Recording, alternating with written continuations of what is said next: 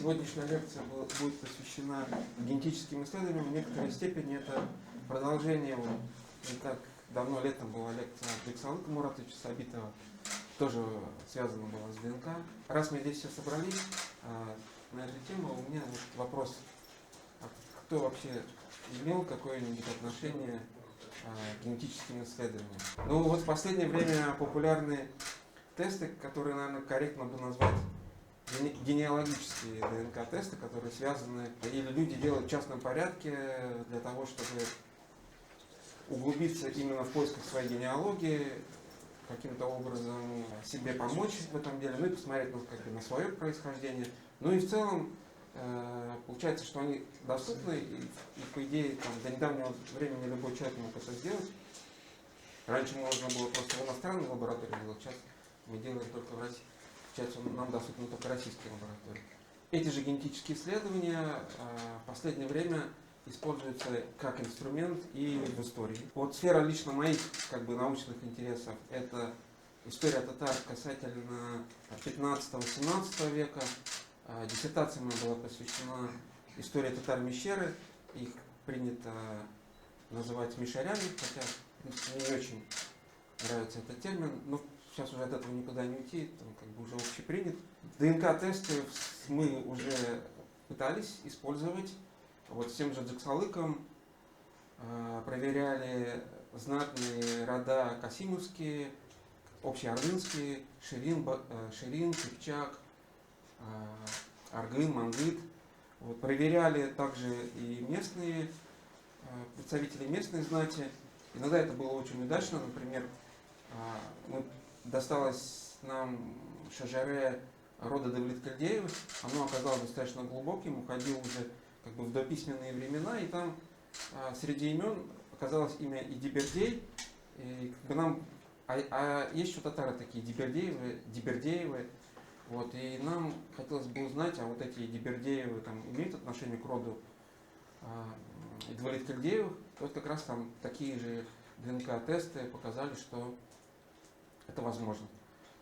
Есть очень высокая вероятность, что действительно они являются родственниками, и где-то там их общие предки в более старое время разошлись. Ну и помимо прочего, мне еще пришлось принять участие в большом исследовании, которое проходило под руководством Института истории. В основном оно было посвящено изучению Y-хромосомы. Перед тем, как дальше начать, лично я сам столкнулся с генетическими исследованиями где-то давно достаточно, где-то в 2009 году. Тот же мой друг Джексалык, он говорит: давай мы проверим твою Y-хромосому и посмотрим, к какому роду восходят акчурины. Вот я наивный тогда еще подумал, что 2009 год, в то время уже база у казахов там была больше 100 человек, они, соответственно, своих участников проекта уже делили по родам, там Найман, Аргын, вот самые, которые распространенные у них рода были. Я наивно думал, вот сейчас получу свою Y-хромосому, сравню и пойму, к какому роду будет относиться наш, уже к известному роду. Но реальность оказалась другой. Вышла другая гаплогруппа, сразу скажу, J2B. Она вообще, как уже потом удалось узнать, она вообще имеет европейское происхождение, от древних европейцев, даже еще до индоевропейской экспансии, скажем так. Собственно, через меня, получается, проходило очень много тестов, больше 1000 точно. Со многими людьми я общался лично, обсуждали мы их тоже результаты. И, в общем, я пришел к такому наблюдению, что в целом татары, которые себя тестируют, у них есть ожидание получить какую-то азиатскую гаплогруппу. Обычно те, кто у меня, с кем я сталкивался, получал ее, они были довольны и продолжали дальше изучать. Те, кто получал какие-то европейские гаплогруппы, они немножко задумывались, в некий такой тупик заходили и скорее просто забрасывали это идею и это направление, и дальше в общем, никак себя не продвигали.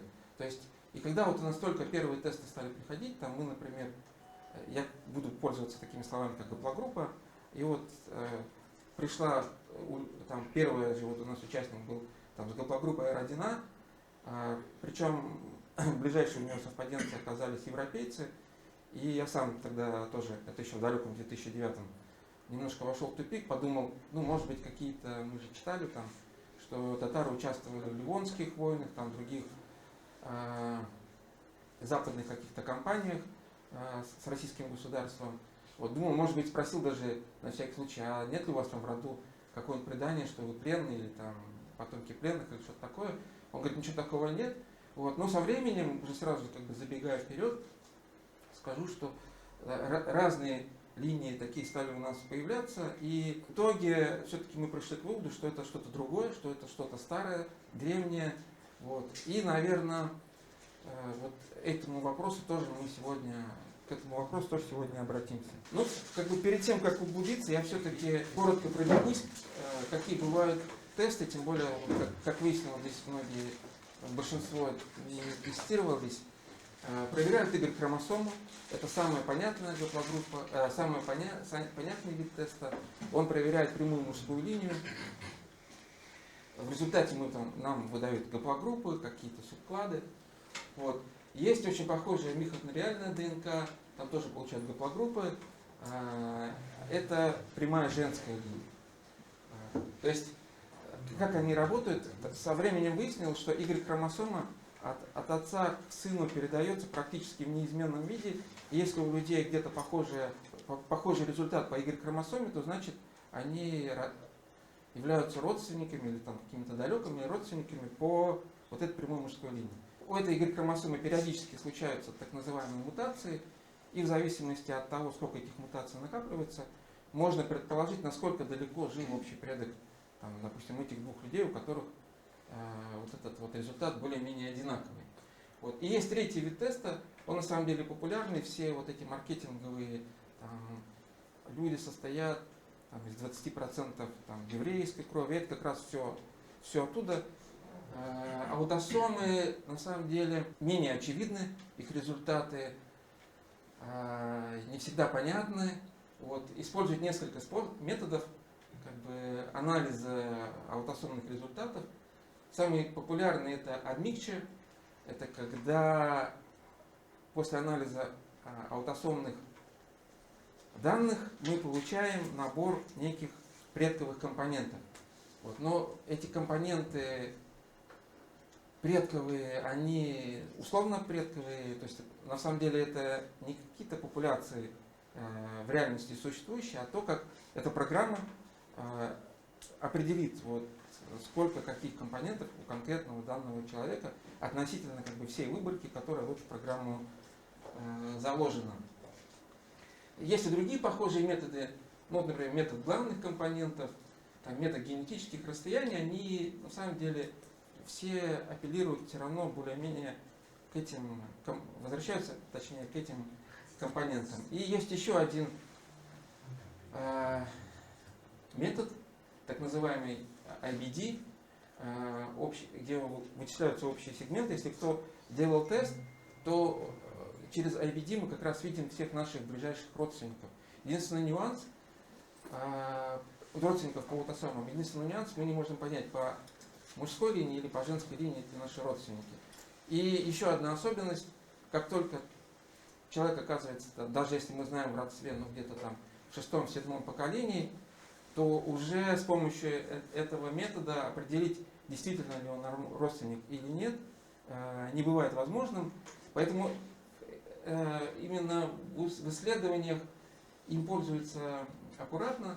Вот в целом научные исследования в последние годы в большей степени посвящены, мы же говорим про историю, посвящены все-таки археологическим исследованиям, когда изучают древние ДНК или палео-ДНК, то есть ДНК останков каких-то захоронений.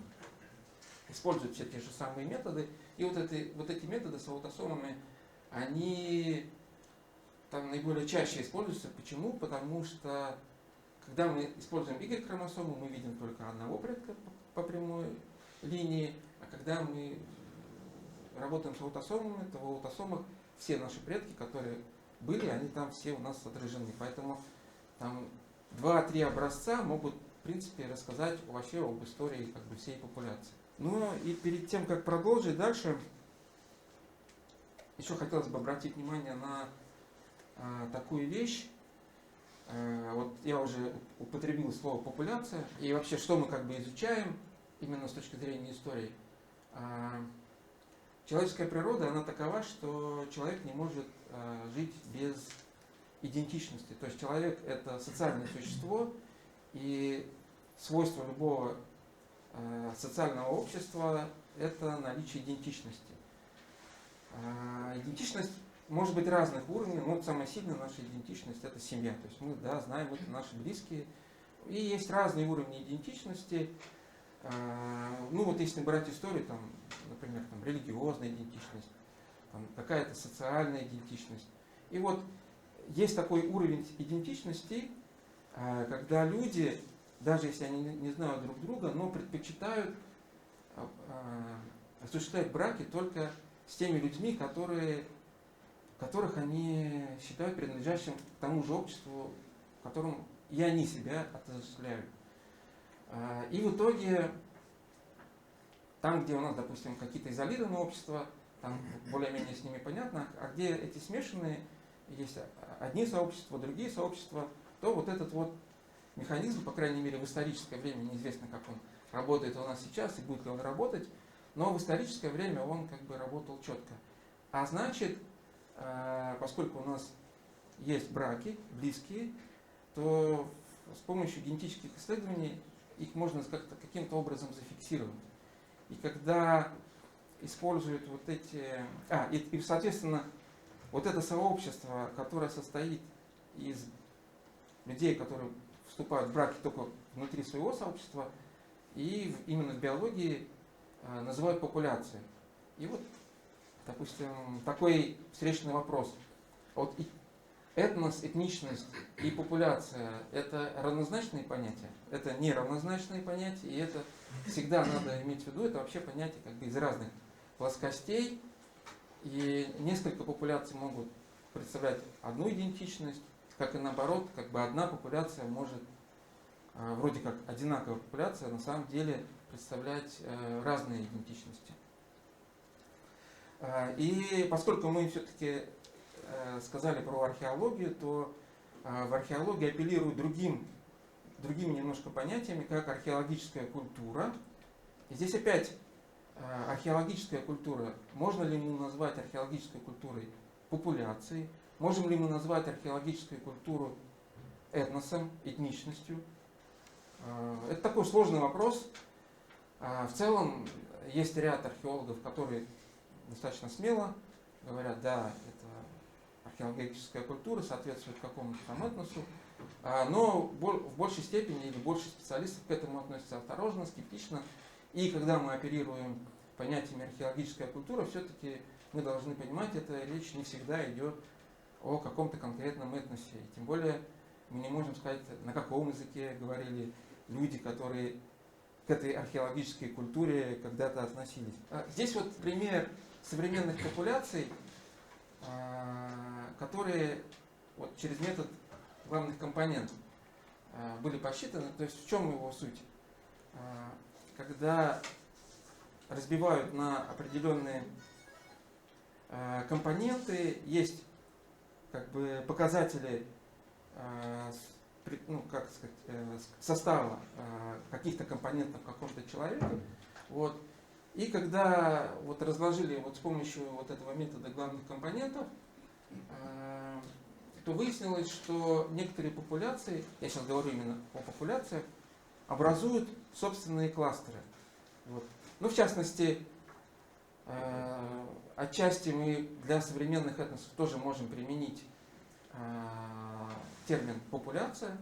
И там мы видим, что все татары более-менее сконцентрировались в одной области, точнее образовали вот одну область, которая отличается от других соседних областей. Если мы посмотрим, то мы можем увидеть, что у нас там есть чуваши, удмурты, там, марийцы, и у них у всех там свои области. Вот чем эти области дальше друг от друга отстоят, тем больше между ними генетическая дистанция. Но этот метод главных компонентов в данный момент он как бы разделяется на два главных компонента. Но можно еще посмотреть на третий компонент, тогда вот эта схема она станет трехмерной. И, соответственно, то, что мы сейчас видим как бы близким друг к другу, в реальности может оказаться удаленным, если мы еще ведем третью ось. То есть в пространстве, то есть вот эта схема, она не всегда отражает как бы реальность. Вот. И еще такой большой вопрос, что за компоненты мы используем. То есть, когда я сказал, вот, используется метод admixture, там используются компоненты, которые программа сама раскидывает, но чаще задают какие-то базовые компоненты, скорее даже которые соответствуют каким-то древним культурам, для того, чтобы посмотреть, сколько именно или как человек, какое имеет происхождение от конкретных культур. Ну, мы можем здесь посмотреть, что вот если там внизу, что поволжье, здесь вот в этом облаке красным, которым выделено, мишари, татары Поволжья, татары Приуралья, в основном. Вот, мы можем посмотреть, что вот к ним близки татары, которые называют татар Липка в отдельной области. Это польско-литовские татары. И чуть дальше от них отстоят те, которые в научной выборке были обозначены. Это татары, степные крымские татары. То есть мы видим, что вот эти группы татар, они в принципе не так далеки от поволжской группы татар. Если дальше посмотреть, мы увидим здесь нагаев. Это тоже нагаи разных выборок. Ну, как мы видим, вот здесь в данном случае нагаи немножко пересекаются с каракалпаками. Вот. Ну, а если чуть повыше посмотрим на слайде, получается с правой стороны вот от татарского облака башкиры, они частично пересекаются с татарским облаком, вот этим голубым цветом. Вот. И если посмотрим на башкир, которые восточнее, они уже немножко пересекаются с татарами сибирскими. Вот. И здесь чем удачный получился вот эта схема метода главных компонентов в том, что она даже там, более-менее соответствует сторонам света. Хотя к татарам польско-литовским и крымским степным это, конечно, не относится. Ну а в целом, видите, с западной стороны, там уже западные популяции, славянские, финские. Здесь я показал набор гаплогрупп. Это то, с чего мы начинали, это Y-хромосома. Как видим, мы здесь разбили не просто на гаплогруппы, а на субклады, потому что, например, гаплогруппа R1, она в свою очередь делится на европейские или азиатские. И, соответственно, это разные миграции. Для того, чтобы не перепутать, мы отдельные субклады разделили, где европейские, где азиатские. Вот. Ну вот, видим, в целом есть некое превышение у одного из субклада R1, он не достигает и 10%. Вот. Он, в принципе, европейский. Даже, точнее сказать, это восточноевропейский. И есть много других. Сейчас вот получается, не будем уж сильно на них внимание заострять, но как видим, что они в основном сильно никак не проявляются. То есть там максимальные значения у нас там 7-8% по какой-то каждой линии по Y-хромосоме. Вообще Y-хромосоме, несмотря на то, что она достаточно легко понимается, ну вот родство по прямой мужской линии. От отца, получается, я смотрю, дед, прадед, то есть как бы здесь более-менее все понятно. Но я тоже столкнулся с тем, что люди или участники, кто делали себе такие тесты, они немножко как бы переоценивают Y-хромосомы. Почему? Потому что, как мы помним, что с каждым поколением наше количество предков как бы удваивается. И если мы возьмем там, 2 поколения назад, то количество предков у нас будет 4, в третьем поколении 8, а где-то через 15 поколений мы выясним, что вот эта наша генетическая линия, конкретная по мужской линии, о которой мы вот исследуем, она будет занимать чуть ли там не 0,001%. То есть вклад вот этой конкретной генетической линии по Y-хромосоме в нашем генофонде может оказаться мизерным. Но в реальности, конечно, такое не бывает, потому что есть предки, вернее, потомки этого человека, которые в нас оказываются и по женской стороне, и по мужской стороне, то есть они в итоге там могут увеличиться.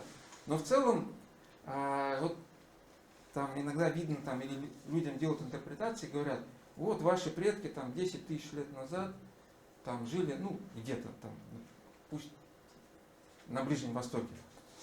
Что такое наши предки 10 тысяч лет назад? Это там миллионные и миллионные доли процента нашего генофонда. То есть корректнее было бы сказать не предки, а предок. А вот когда мы, именно конкретный предок, он один в конкретный момент времени. То есть когда мы говорим об Y-хромосоме.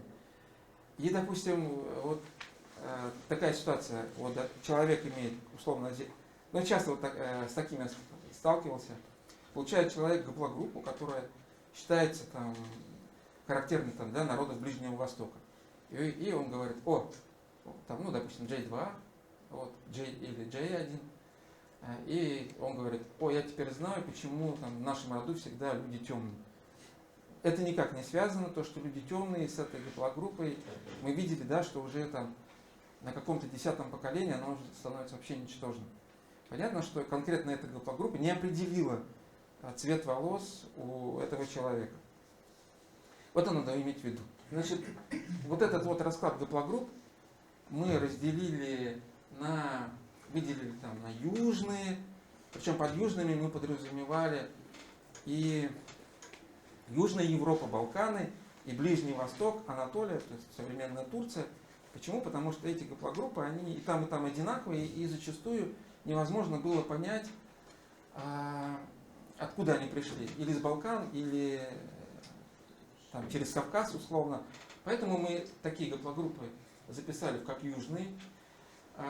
Вот таким голубеньким внизу, то есть это выборка по каждой татарской группе, то есть Мещера, это в основном Мишари.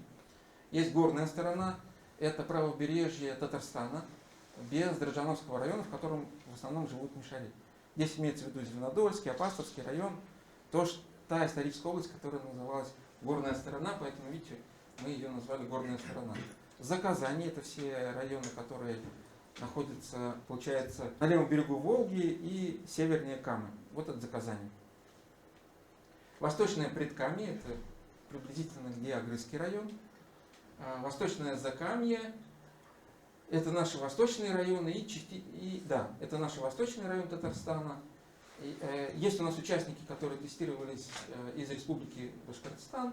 И, соответственно, вот мы вывели какие-то средние показания. И мы как видим, что они более-менее у нас там, для разных групп имеют одинаковую, вернее, все группы имеют более-менее одинаковую структуру и одинаковый состав по Y-хромосоме. И таким образом вот у нас получается максимальным синим цветом это восточноевропейская гаплогруппа, в первую очередь то, что я говорил, это R1A.